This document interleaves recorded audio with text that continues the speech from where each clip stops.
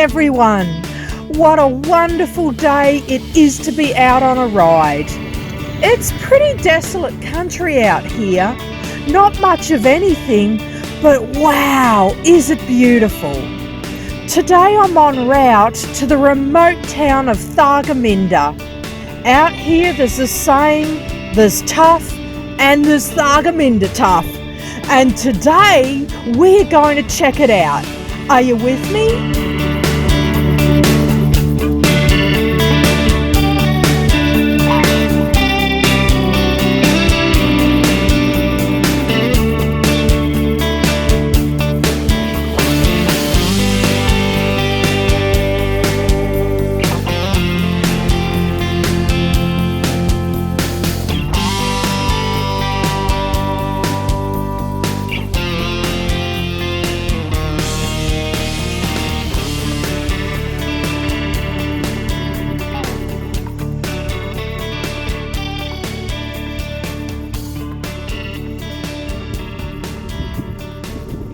I had every intention of just setting up the camera as I normally do and getting a cutaway shot, but there's something about this little abandoned house in the middle of nowhere that's got me absolutely intrigued.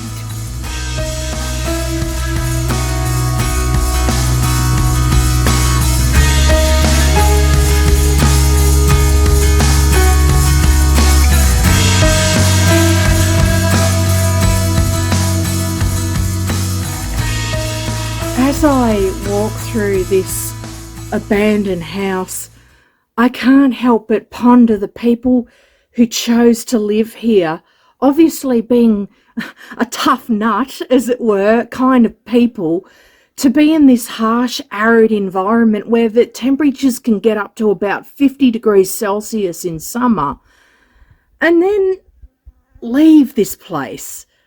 Because it seems to me there's quite a few personal effects here, and usually as we go someplace else, we usually take all our personal belongings with us. So it makes me think that they might have up and left in a hurry. It's interesting, isn't it? The choices we make in life and why we choose to be where we are and what we choose to do in the course of our life. Aren't our lives interesting, the journeys that we take?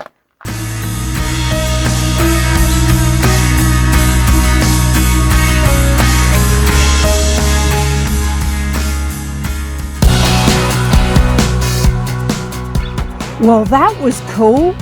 Let's get this show back on the road.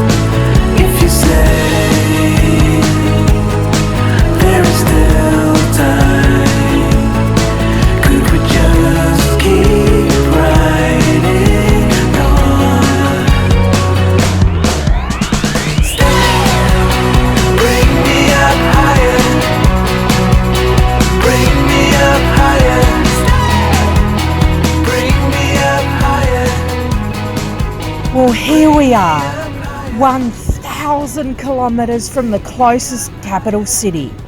One of the most harsh climates to be found anywhere in Australia. Very few services, no doctors, and if it wasn't for Australia's famous Royal Flying Doctors, There'd be absolutely zero emergency support whatsoever. Yet this astonishing little community not only survives, in one very important area, it managed to lead the world, second only to London and Paris. Curious? Let's look around. We can't stand here, waste it all. Gotta get out there, make it alright. Like we couldn't do last time. Wanna stay this young. Who knows when we'll move on. Bring me up higher. Bring me up higher. Bring me up higher. Bring me up higher. Bring me up higher. Bring me up higher. Bring me up higher. Bring me up higher.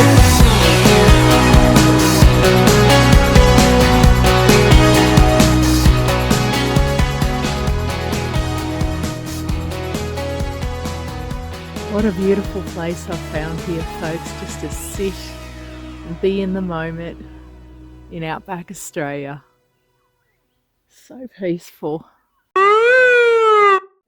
Talking about hard times in this vast outback, it would be remiss of me not to visit the old hospital here in Thargomindah. Now, there's quite a bit of a story to this hospital, because it ain't just any old hospital. In fact, here in the dispensary, there is rather a bit of a myth going around about a ghost.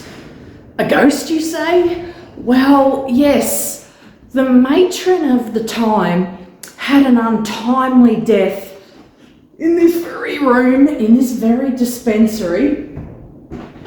And what caused her demise, well, there's a bit of mystery shrouding that, because she had a heart condition for a start.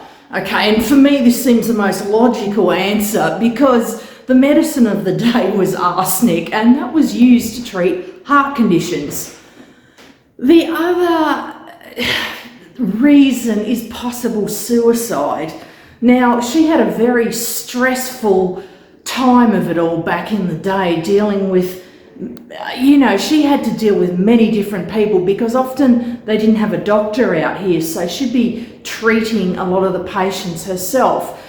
And it is believed, because of where her grave is located in the cemetery, like it's a long way from all the other graves, and that's what they kind of did with suicide victims, as it were. They would bury them a long way away. And so that sort of brought up some rumours that she may have committed suicide.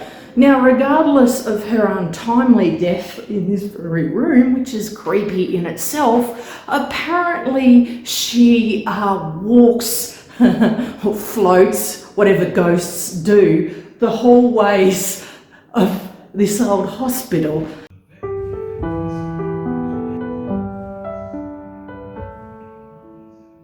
If you can imagine this region of Australia back in the late 1800s, there wasn't much here at all.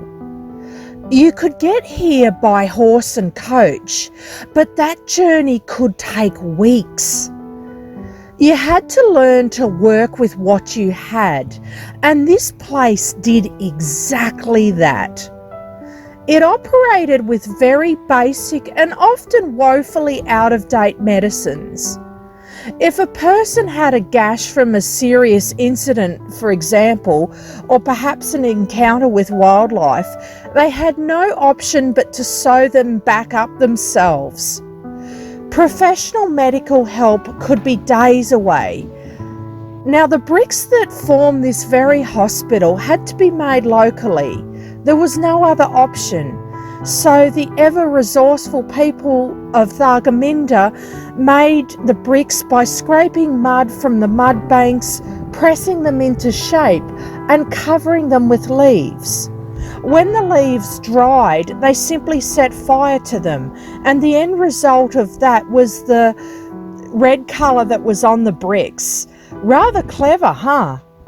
To this day, you can see the footprints of the local wildlife that wandered over the bricks while they were being made. It's one unique place, and I am sure glad that they are preserving it.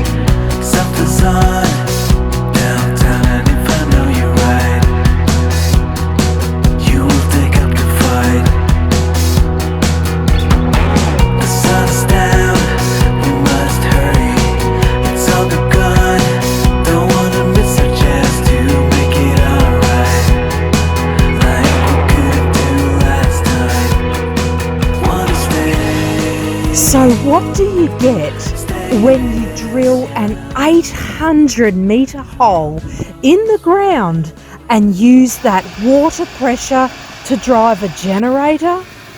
You get electricity, of course, and years ahead of everyone. This might be uncharacteristic of me being a female, but I find this stuff absolutely interesting. And this wee little township of Thargomindah being the third place in the world to instigate hydropower electricity is absolutely amazing. I mean, Thargomindah in Queensland of all places. It was rather simple but advanced thinking for its day. They used the water pressure from that bore I mentioned earlier to drive a Pelton wheel manufactured by a local blacksmith. And that turned an old generator that adapted from an old steam train. And hey presto, they had electricity, an engineering masterpiece. Third in the world to use hydro-generated electricity to power streetlights, and I believe only a day after Paris. The original design remained the same over the years. Electricity from the flow of the water from nearly a kilometre down. Ironically, since the water came out at a hot and steamy 82 degrees Celsius, the locals used it for everything from washing to cooking corned beef. Hey, why wouldn't you? And I guess that's what I've learned from my visit to Thargomindah. They were a resourceful lot. They had to be. They lived and made a living from the edge of the desert. But they made the most of a challenging situation. They didn't sit and complain about their lot in life. They got up and did something about it. A lesson we could all learn, huh?